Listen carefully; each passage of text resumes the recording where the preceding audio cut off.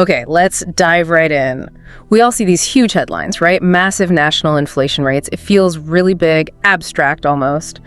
But then day to day, we're paying more for, say, pure water or a taxi ride. That feels very local, very immediate. So what does that specific price jump have to do with the national budget figures we hear about? That really is the core question, isn't it? And you can flip it too.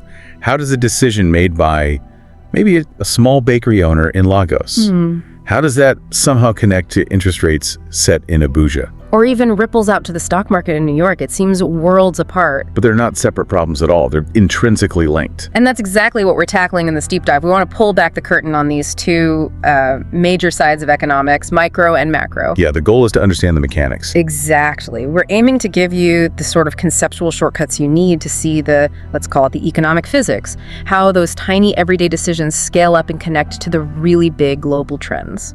It's not just about defining terms, though that's important.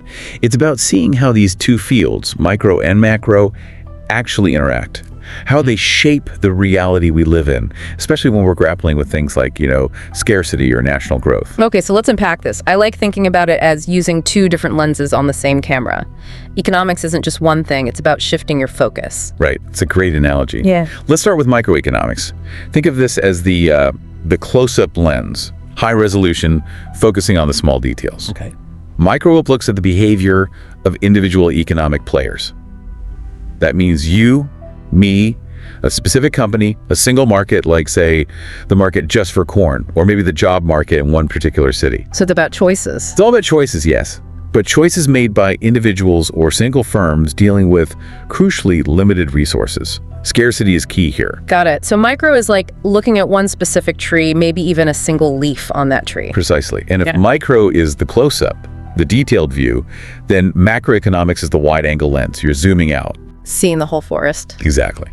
Macro studies the economy as a whole system. It looks at the big aggregate numbers, things like national employment, the total output of a country that's GDP. Right, gross domestic product. The overall level of prices, which is inflation, and how big government policies or central bank actions influence these, massive national trends. Okay, let's stick with that micro lens for a moment then, the close-up. This seems to be where our daily economic lives happen. It really is. Microeconomics focuses on how individuals and firms make those decisions, how they navigate scarcity, how they try to optimize, get the best outcome with what they have. So the questions it tries to answer are really practical, things we might actually wonder about. Absolutely. Very personal, very pragmatic. Things like, okay, why did the price of bread just shoot up? Maybe because flour got harder to get? Or how does a small shop owner decide what products to stock? How do they allocate their limited shelf space? Or even, why do students maybe buy more suya than pizza on campus? It's about maximizing utility, right? Getting the most satisfaction for their money. Exactly. It's all about that localized puzzle. How do you make a profit? How do you get the most satisfaction as a consumer? We saw a really good example of this from Nigeria, actually. Oh, yeah. Tell us. Well, think about a tomato seller in a busy place like Mile 12 Market. Her world, economically speaking, is entirely micro. She's not really thinking about Nigeria's GDP. No, she's thinking about her tomatoes. Right. She's looking at her stall, her customers.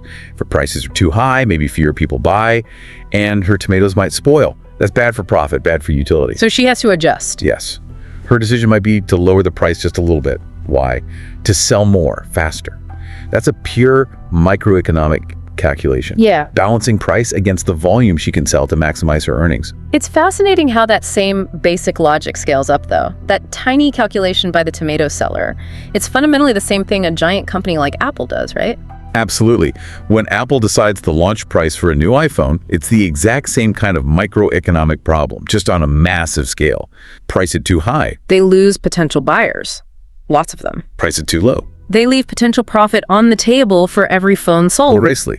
It's a microeconomic calculation, pure and simple, but one that drives billions in revenue. So the key takeaway from micro seems to be understanding these foundational mechanics, how millions of these individual choices buy this, sell that, set this price, shape how goods and services actually flow through the economy. That's it. It's the bedrock. Okay, so holding on to that insight about individual choices, let's zoom out. Let's switch to the macro lens. Right, the wide angle. Macro, you said, looks at how all those millions of individual decisions, the tomato seller, the student buying suya, the person deciding about an iPhone, how they don't just happen in isolation, they add up, they aggregate. Exactly. They combine to create these large-scale national and even global outcomes.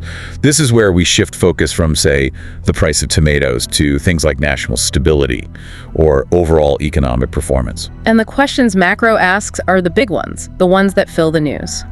Definitely. Why is inflation rising across the whole country? What's causing widespread unemployment? How does government spending, or maybe tax cuts, affect overall economic growth? Why do exchange rates fluctuate? These are macro questions. And these often need big policy responses, don't they? This feels like where governments and central banks step in. Yes, and this is where you really see the connection, or sometimes the tension, between micro behavior and macro goals. Let's take that minimum wage example you often hear discussed. Okay. So a government might increase the minimum wage. That's a macro level policy, right? Yeah. The intention is often to boost living standards, maybe stimulate spending. Sounds reasonable. But what happens on the ground? Well, individual businesses operating in their micro world now face higher labor costs. What do? Especially smaller businesses.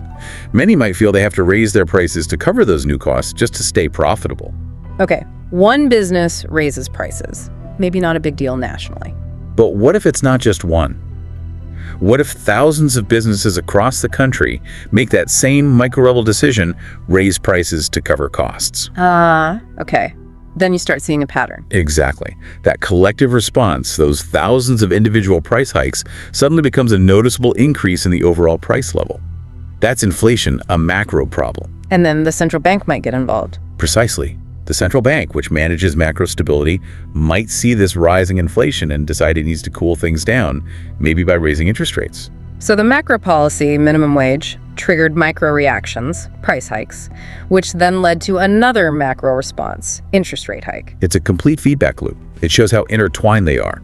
It almost sounds like macro policy is constantly kind of battling against the immediate self-interested decisions of all the micro players. In many ways, yes. There's often that tension. Look at the U.S. Federal Reserve, for instance.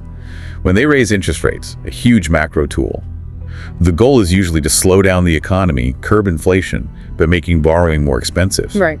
But how is that felt?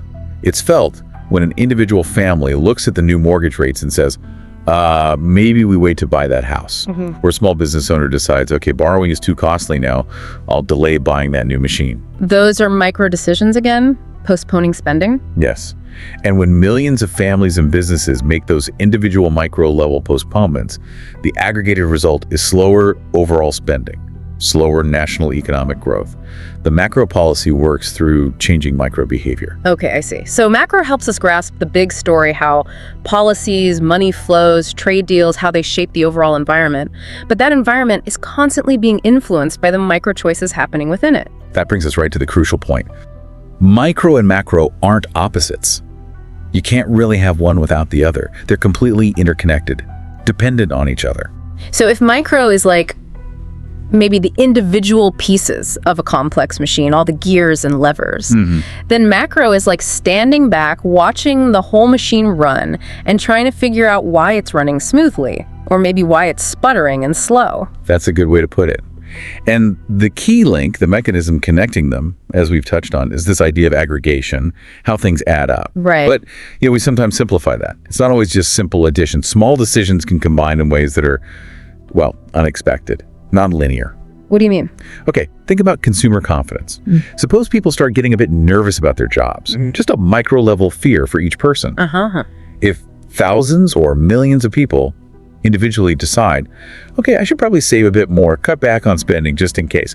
What's the national effect? Well, overall spending would go down, I guess. Right. But it might not just be a small dip. If that fear spreads and enough people cut back drastically at the same time, that collective micro-action can trigger a major drop in national demand, a demand shock. And that could cause real problems. Absolutely. Businesses see sales plummet. They might start laying off workers, which makes more people nervous, leading to more spending cuts. You could potentially tip a relatively stable economy into a recession just based on that shift in collective micro sentiment. Wow. So the aggregation itself can amplify things. It definitely can. Or think about something positive, like technology. Maybe a few students start small online businesses from their dorm rooms. Micro-level stuff seems tiny. Right. Insignificant nationally. Initially, yes. But what if that becomes a trend? What if lots of young people start creating online ventures, embracing the gig economy? Suddenly, the macro result is a measurable improvement in youth employment numbers. Maybe even a shift in the structure of the country's GDP over time. So the small innovations, when they aggregate, create a macro shift. Exactly. So the bottom line is, if you want to understand any modern economy, doesn't matter if it's Nigeria, Ghana, the UK, the US, you need this dual vision. Yeah. You have to be able to see both. You need the close-up lens and the wide-angle lens. You need to appreciate the logic driving individual choices, the micro stuff, but also understand the context of the huge, sometimes messy national system, the macro picture. It's about being able to shift focus quickly, isn't it? Seeing the micro cause and then zooming out to see the macro effect and back again. That's the essential skill, I think. Okay, let's try to recap then. We've established microeconomics is about individual decisions, firms, specific markets, the nuts and bolts. Right, driven by scarcity and optimization. And macroeconomics looks at the aggregates, national output, inflation, unemployment, growth, the big picture performance. And the policies that try to steer it. And crucially, they're linked. Those micro decisions are the very building blocks that create the macro reality, but they also react to and sometimes even challenge the macro environment. Couldn't have said it better.